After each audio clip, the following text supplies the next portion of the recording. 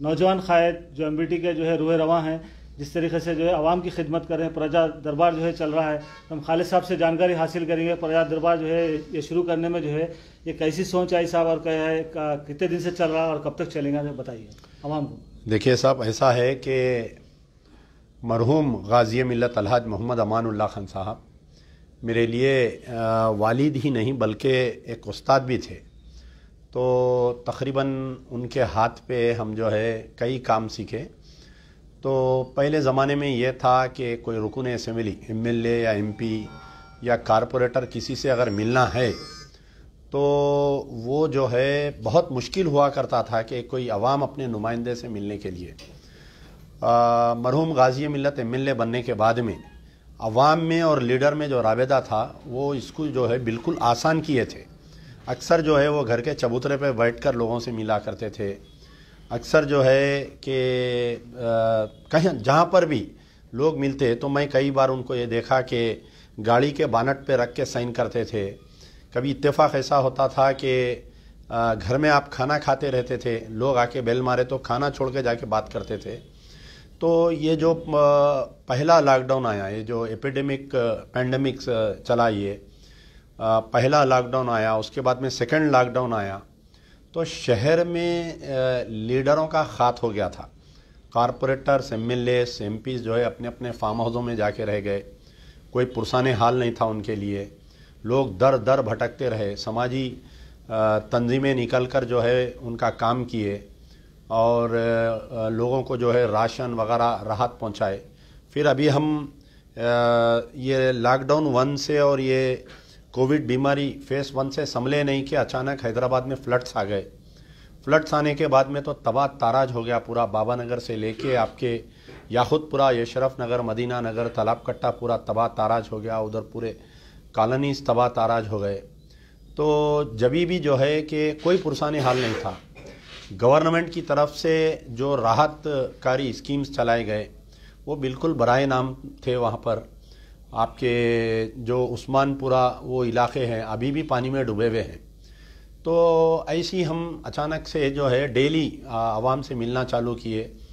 तो उसको नाम दिया गया प्रजा दरबार, यानी डायरेक्ट पब्लिक आकर मेरे से मिल सकती।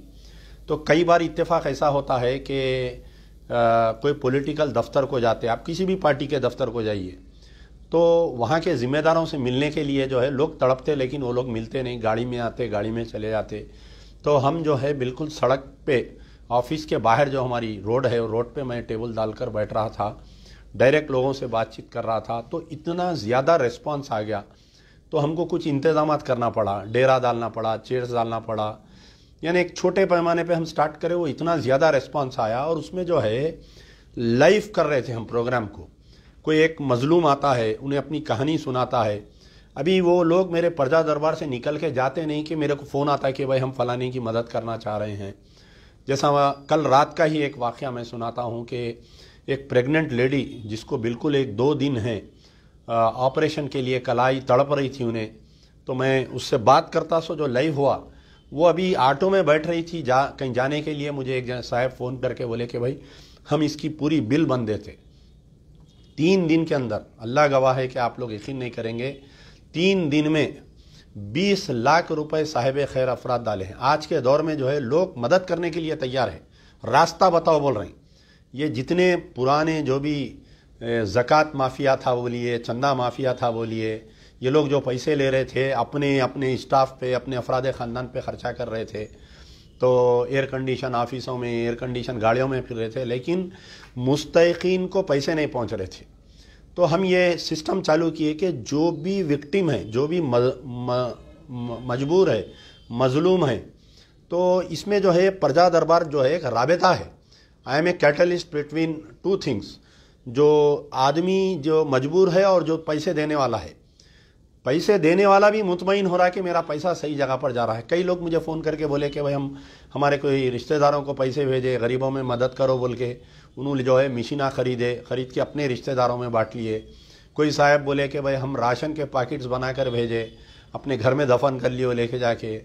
तो ऐसे कई वाक़यात थे। तो हमारे कने जो है, पहले तो मैं कोई पैसे नहीं ले रहा हूँ किसी से, पूरा ऑनलाइन ट्रांजैक्शन है। जैसा हम किराया दे रहे हैं तो अब ये लॉकडाउन 2 आने के बाद में जो है कई केसेस आ रहे हैं, 3-3 महीने 4-4 महीने के किराए बाकी है, लोग नहीं दे सक रहे हैं, मकानदार घरों पे लॉक डाल दिए, फिर हम किराए भी माफ़ कराए, जैसा 4 महीने का किराया है, मैं खुद फ़ोन करके ये बोला कि 2 महीने का किराया मैं देने के लिए राज़ी हूँ, तो मकानदार खुद, क्योंकि एक बड़ा आदमी जब बात करता है तो सामने वाले भी मुतासिर होकर वो करते। स्कूल के फीस का है, लास्ट ईयर जो है प्राइवेट स्कूल्स के एक साल की फ़ीस बाकी है, 30-30 हज़ार रुपये कहाँ से ला के देंगे बताइए ऑटो वाला। तो हम फ़ोन फ़ोन करने के बाद में फीस भी आधे माफ़ हो जा रहे हैं। खालिद साहब ये बताइए कि केसीआर जो गवर्नमेंट है, टीआरएस, वो लोग जो है कोई पैकेज का ऐलान नहीं करे आज तक, और जो है गरीब बस्तियों में जाके कुछ नहीं बांटे। इस ताल्लुक से आपके हमारी हुकूमत को क्या बताएं? देखिए, टीआरएस पार्टी को एक बेहतरीन यह है कि सिर्फ इलेक्शन कैसा जीता जा सकता है, सिर्फ इलेक्शन जीतना टीआरएस का उतनी ही जिम्मेदारी है, उतना ही उनका रोल है। इलेक्शन के बाद में आप आवाम चाहे फ्लड्स में परेशान रहिए, चाहे कोविड में परेशान रहिए, टीआरएस के हमारे चीफ मिनिस्टर साहब जो है पिछले 2 साल में 2 साल से लोग मर रहे हैं कोविड के नाम पे, ऑक्सीजन नहीं है बोल के हाल ही में किंगकोटी में 8 लोग मर गए। आप जाके उस्मानिया हॉस्पिटल की हालत देखिए, वहाँ पर व्हीलचेयर सही नहीं है, वहाँ पर बेड सही नहीं है, लेकिन चीफ मिनिस्टर साहब कभी भी एक मरतबा भी कोविड में बाहर नहीं निकले। पहले वेव में, सेकेंड वेव में सिर्फ 2 बार बाहर निकले, एक बार वरंगल के हॉस्पिटल को गए, एक बार जो है उस्मानिया हॉस्पिटल को गए। पहले ज़माने में जो है राजा महाराजा तो भी निकल के अपनी आवाम की राय सुनते थे या किसी से मिलते थे, यहाँ पर उनके खुद चीफ मिनिस्टर के जो मेंबर ऑफ पार्लियामेंट है, एमएलए से, एमएलसी से, मिनिस्टर्स है, चेयरमैन से, मेयर है, सीएम से मिलना वो तो 2-2 3-3 महीने अपॉइंटमेंट नहीं मिलता। तो यह हालत है कि हमारा राजा जो है, ये कहावत है इंग्लिश में कि the Nero was sleeping while Rome was burning, Rome जल रहा था, डी नीरो सो रहा था, ही वॉज प्लेइंग फ्लूट बोल के कहावत है। तो वो हमारे सीएम साहब पे सूट होती है। गवर्नमेंट के लेवल पे अब आप देखिए दूसरे स्टेट में जो है हर कैटेगरी को, ऑटो वालों को पैसे दे रहे हैं, टैक्सी ड्राइवरों को पैसे दे रहे हैं, जिनकी वालिदैन मर गए उनको पैसे दे रहे हैं, वालदा मरे तो उनको पैसे दे रहे हैं, बच्चों को। आज कई लोग यतीम यसीर हो गए कोविड में, उनका कोई पुरसाने हल नहीं है, मासूम बच्चे हैं। कल ही मेरे पास एक केस आया था कि 3 लड़कियां हैं, उनके वालिद का भी इंतकाल हो गया, वालदा का भी इंतकाल हो गया कोविड में। तो कोई देखने वाला नहीं है ऐसे जनों को। कम से कम ऐसे जनों को आइडेंटिफाई करके 2 बेडरूम फ्लैट जो गवर्नमेंट की स्कीम है, ये जो फैमिलीज को उनको देना, जिसका ब्रेड अर्नर है, फीस नहीं बन सक रहे हैं वो लोग। आज फीसों की, प्राइवेट स्कूलों की फीसों की क्या हालत है बताइए आप। 60,000 70,000 से फीस सर, जो सूद पे जो बहुत सारे खवातीन मुस्लिम जो है इतने पैसे ले रहे हैं कि 5% 10% पे ले रहे हैं, तो सालाना उनको 60% भरना पड़ा पैसा। इस ताल्लुक से जो है कमिश्नर को बोलना कि जो है आवाम की जो है जो परेशानी हो, परेशानी को दूर करने के लिए एक जो है आवाम को भी जो है रहनुमाई करना चाहिए, और हुकूमत को भी जो है और पुलिस को भी जो बोलना चाहिए कि इंटरेस्ट रेट जो ज़्यादा है 5%, 3%, 10% तक ले रहे हैं। देखिए साहब, सबसे मेन चीज़ ये है कि शहर के, हैदराबाद शहर जो है 80% सूदखारों में अटकावा है, सूद के जुल्म में। चाहे आप वो रहन सेंटर के नाम बोलिए, चाहे आप वो ऑटो फाइनेंस बोलिए, चाहे आप वो बैंक फाइनेंस बोलिए, किसी ना किसी तरीके से कहीं ना कहीं हम जो है सूद बन रहे हैं।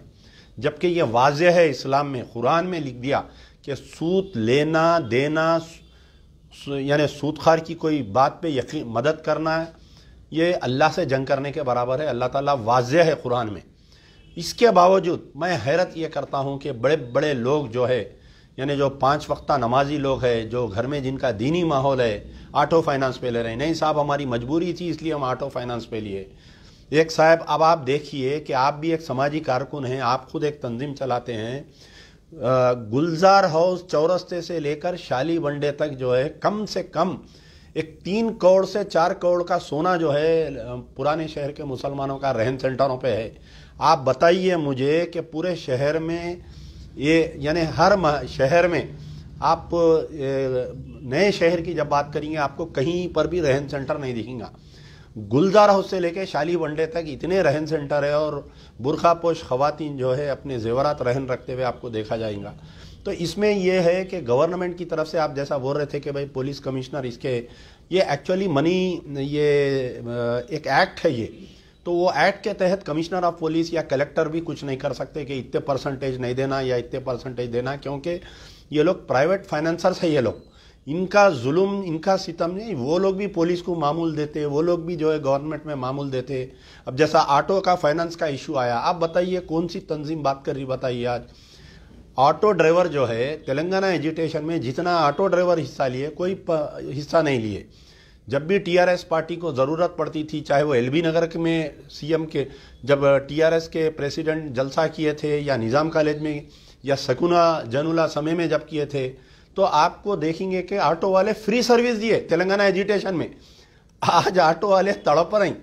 3 इंस्टॉलमेंट है। कल सीएम साहब या केटीआर साहब पूरे फाइनेंसर से मीटिंग लेके एक ऐलान अगर कर दिए कि ये 3 लॉकडाउन का जो ईएमआई है कैरिड फॉरवर्ड अगर कर दिए विदाउट इंटरेस्ट आप लेना बोले, तो आप बताइए कौन से फाइनेंसर की हिम्मत होती कि गवर्नमेंट। आखिरी सवाल है, ये केसीआर साहब जिस तरीके से जो है अवाम में बेचैनी है, खासकर माइनॉरिटीज और मुस्लिम में, जिस तरीके से माइनॉरिटीज़ को जो चीज़ें देते बोले आज तक नहीं दी, चाहे जहांगीरपुरों की दरगाह का ले हो या फिर 12% ले हो या जो भी स्कीम्स गवर्नमेंट के जैसा इस्लामिक सेंटर का ऐलान करे, ये सब जो है मुसलमानों को बेवकूफ़ बनाए बोलकर, इस ताल्लुक से आपका क्या स्टेटमेंट? देखिए, इसके लिए जो है कि मैं हमारी मुस्लिम तंजीमें और मुस्लिम लीडरों को इसके लिए जिम्मेदार करार देता हूँ।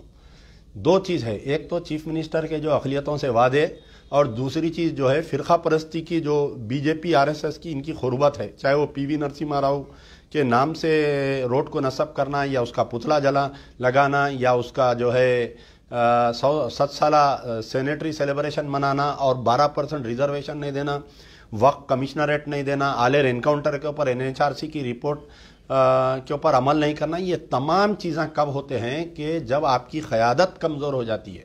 आपकी क़यादत कमज़ोर रहने की तरफ से अब आप देखिए, कल इलेक्शन आने दीजिए, पूरे हमारे उलमा मशाइखीन हमारे मुस्लिम लीडर जाके फिर से तायद करते chief minister number 1 in India, secular CM, इमाम ज़मीन, बिरयानी। बस हमारे लोगों में ये रह गया, जाके तायद करके बिरयानी खा के आ जाते। चेंज कैसा लाना खालिद बताइए? चेंज अवाम लाना, चेंज कैसा लाना बोले तो जो पोलिंग हो रही, गौर करिए आप, हैदराबाद की पोलिंग परसेंटेज आप निकाल कर देखेंगे तो सिर्फ 20% ओरिजिनल लोग वोटर्स निकल के घर से डाल रहे हैं, 20% बोकासिंग हो रही।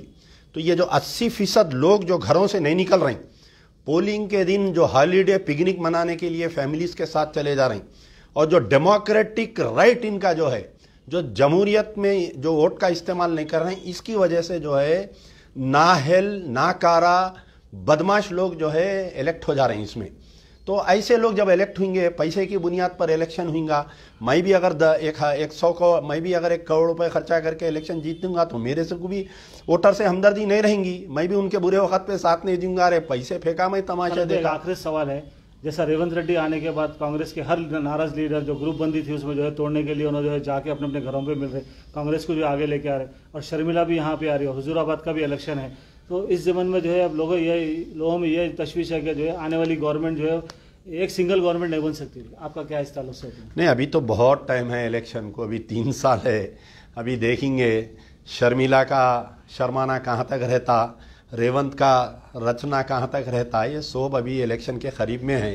हुजूराबाद के ताल्लुक से आप कुछ बताएंगे? हुजूराबाद का इलेक्शन जो है, जैसा इटाला राजेंद्र जो है टीआरएस में से निकल के जो है बीजेपी नहीं, आप ये देखिए, चीफ मिनिस्टर हमारे केसीआर साहब ये चाह रहे हैं कि 1 के बाद में 2, 3, 4, 5, 6 पोस्ट नहीं रहना टीआरएस में।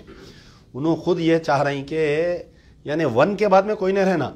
अपने बेटे को भी मिनिस्ट्री नहीं दिए, घर में बिठा दिए कई दिन तक, हरीश राव को कई दिन तक घर पे बिठा दिए, जितने टीआरएस के सीनियर लीडर है।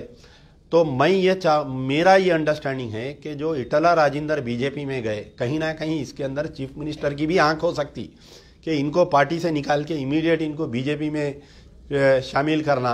हो सकता है कि भाई इटाला राजेंद्र को जिताने की भी कोशिश करेंगे केसीआर साहब। तो इसमें जो है कि एक बहुत बड़ी सियासत है ये।